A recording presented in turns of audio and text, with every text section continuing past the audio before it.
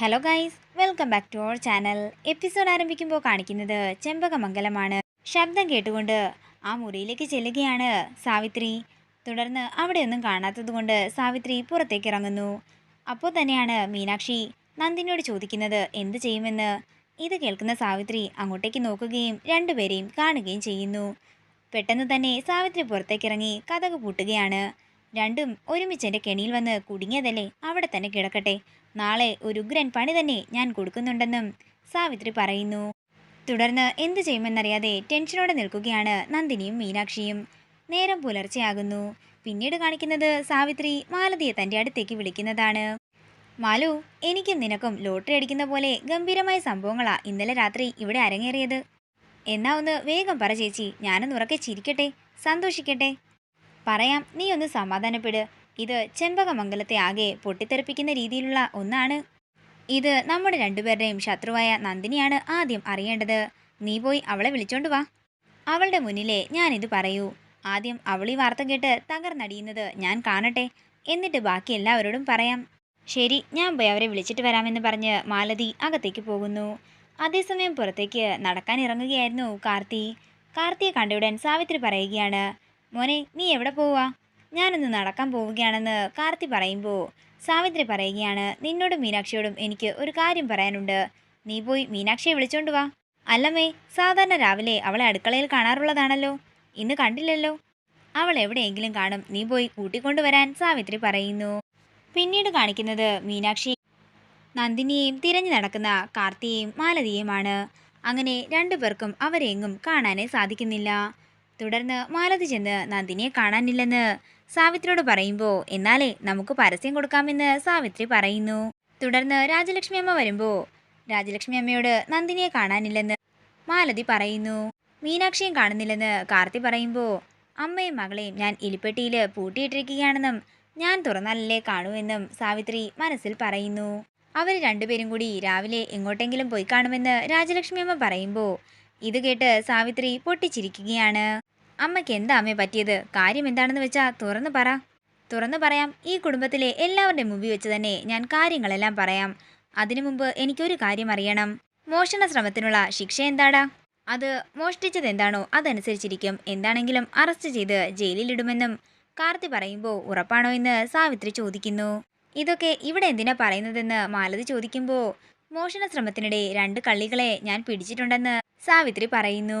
അവരെ ഞാൻ താൽക്കാലികമായി ഒരു തടവറയിൽ ഇട്ടിട്ടുണ്ട്. അവരാരാണെന്നറിയുമ്പോഴേ നിങ്ങളെല്ലാവരും ഞെട്ടിത്തരിച്ചു നിൽക്കും. ഇവൾക്ക് ഭ്രാന്ത രാമഭദ്ര, നീ ഏതെങ്കിലും ഊളംപാറെ കൊണ്ടിടാൻ നോക്കാൻ രാജലക്ഷ്മി അമ്മ പറയുന്നു. അത്രയും പറഞ്ഞുകൊണ്ട് രാജലക്ഷ്മി അമ്മ പോകാനൊരുങ്ങുമ്പോൾ സാവിത്രി പറയുകയാണ്, അമ്മ പോകരുത്, അമ്മ വേണം അവരെ ആദ്യം കാണാൻ. തുടർന്ന് താക്കോലെടുത്ത് കാർത്തിക്ക് നേരെ നീട്ടിയിട്ട് സാവിത്രി പറയുകയാണ്, ഇന്നാ കാർത്തി, ആ മ്യൂറൽ പെയിന്റിങ്സ് എല്ലാം ഇരിക്കുന്ന മുറിപോയി തുറന്നേ. ഞാൻ അതിൻ്റെ അകത്ത് പിടിച്ച് പൂട്ടിയിട്ടിരിക്കുന്ന 2 കള്ളികളെയും പിടിച്ച് പുറത്തേക്കിട്ട് നല്ല ഇടി കൊടുക്കാൻ നോക്ക്.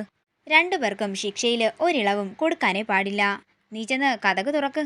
ഇത് കേൾക്കുന്ന കാർത്തി രാമഭദ്രന്റെ കയ്യിലേക്ക് കുഞ്ഞിനെ കൊടുത്തിട്ട് മ്യൂറൽ പെയിന്റിങ്സിന്റെ മുറി ചെന്ന് തുറക്കുകയാണ്. തുടർന്ന് സാവിത്രി പറയുകയാണ്, ഇതിനപ്പുറം ഒരു സന്തോഷവും എൻ്റെ ജീവിതത്തിൽ എനിക്കിനി കിട്ടാനേ ഇല്ല.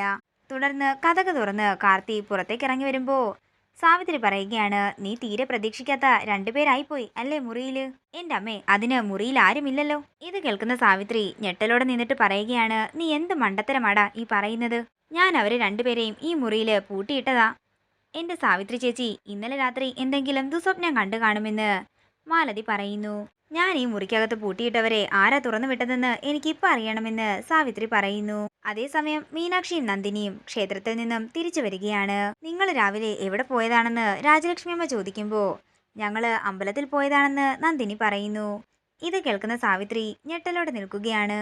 തുടർന്ന് കാർത്തിയുടെ നെറ്റിയിൽ ചന്ദനം തൊട്ടിട്ട് മീനാക്ഷി പറയുകയാണ്, ഇന്ന് ACPയുടെ പക്കപ്പിറന്നാളാ. അമ്മയാണ് എന്നെ ഓർമ്മിപ്പിച്ചത്. അതുകൊണ്ടാ അനുവാദം ചോദിക്കാതെ ഞങ്ങള് അമ്പലത്തിൽ പോയത്. കേൾക്കുന്ന കാർത്തി ചിരിച്ചുകൊണ്ട് മീനാക്ഷിയും നന്ദിനിയെ നോക്കുകയാണ്. പിന്നീട് കാണിക്കുന്നത് സാവിത്രിയാണ്. ഷോ, എന്നാലും അവരെങ്ങനെ രക്ഷപ്പെട്ടത്? ഞാൻ ഇന്നലെ രാത്രി അവരെ 2നെയും മുറിയിൽ പൂട്ടിയിട്ടതാ എന്നൊക്കെ സാവിത്രി പറയുമ്പോൾ മാലതി പറയുകയാണ്, അസൂയമൂത്ത് ഭ്രാന്തായെന്ന് കേട്ടിട്ടില്ലേ? ഇതൊക്കെ സാവിത്രി ചേച്ചി സ്വപ്നം കണ്ടതാണെന്ന് മാലതി പറയുന്നു. ചേച്ചിക്ക് നെല്ലിക്കത്തളം വെക്കാത്തതിന്റെ നല്ല കുറവുണ്ടെന്ന് പറഞ്ഞ് മാലതി അവിടെ നിന്ന് പോകുന്നു. എന്നാലും ആരായിരിക്കും അവരെ രക്ഷിച്ചതെന്ന് സാവിത്രി ആലോചിക്കുകയാണ്. പിന്നീട് കാണിക്കുന്നത് രാത്രി നടന്ന കാര്യങ്ങളാണ്. എങ്ങനെ രക്ഷപ്പെടും എന്ന് ആലോചിച്ചുകൊണ്ട് നിൽക്കുകയാണ് നന്ദിനിയും മീനാക്ഷിയും. അതേസമയം രാജലക്ഷ്മി അമ്മ ചെന്ന് കതക് തുറന്ന് അവരെ രക്ഷപ്പെടുത്തുകയാണ്. അല്ല, ഈ മുറിയുടെ താക്കോല് മുത്തശ്ശിക്ക് എങ്ങനെ കിട്ടിയെന്ന് മീനാക്ഷി ചോദിക്കുമ്പോൾ, അതെ, ഈ ചെമ്പകമംഗലത്തെ എല്ലാ മുറിയുടെയും ഒറിജിനൽ താക്കോല എൻ്റെ കയ്യിലുള്ളത്. എല്ലാത്തിൻ്റെയും ഡ്യൂപ്ലിക്കേറ്റ് മാത്രമാ സാവിത്രിയുടെ കയ്യിലുള്ളതെന്നും രാജലക്ഷ്മി അമ്മ പറയുന്നു. ഞങ്ങൾ ഇതിൻ്റെ അകത്ത് പൂട്ടിയിട്ട സാവിത്രി അമ്മായിക്ക് നല്ലൊരു പണി തന്നെ കൊടുക്കണമെന്ന് മീനാക്ഷി പറയുമ്പോൾ, അതിനെന്താ, കൊടുക്കാമെന്ന് രാജലക്ഷ്മി അമ്മയും പറയുന്നു. ഇതൊക്കെ ആയിരുന്നു രാത്രി അവിടെ ഉണ്ടായ സംഭവങ്ങൾ. പിന്നീട് കാണിക്കുന്നത് മണിയമ്മയുടെ വീടാണ്. ഒരു കുഞ്ഞികൃഷ്ണന് പെയിന്റ് അടിക്കുകയായിരുന്നു മണിയമ്മ. അതേസമയം അവിടെയൊക്കെ വന്നിരിക്കുകയാണ് മൈഥിലി. മൈഥിലിക്ക് തൻ്റെ കുഞ്ഞിൻ്റെ കാര്യങ്ങളെല്ലാം ഓർമ്മ വരുന്നു. മൈഥിലി കരയുമ്പോൾ മണിയമ്മ ചോദിക്കുകയാണ്, മോൾ എന്തിനാ കരയുന്നത്? ഇതുപോലെ ഒരു ഉണ്ണിക്കണ്ണനെ വേണമെന്ന് നിങ്ങൾക്കും ആഗ്രഹമില്ലേന്നൊക്കെ മണിയമ്മ ചോദിക്കുമ്പോൾ ഇതെല്ലാം കേട്ട് വിഷമത്തോടെ ഇരിക്കുകയാണ് മൈഥിലി. ഇതോടുകൂടി ഇന്നത്തെ എപ്പിസോഡ് ഇവിടെ തീരുകയാണ്. വീഡിയോ ഇഷ്ടമായെങ്കിൽ മറക്കാതെ ലൈക്ക് ചെയ്യുക, ഷെയർ ചെയ്യുക, കമൻറ്റ് ചെയ്യുക. കൂടുതൽ സീരിയൽ അപ്ഡേറ്റ്സിനായി മറക്കാതെ സബ്സ്ക്രൈബ് ചെയ്യുക നയൻസ് ക്രിയേഷൻസ്.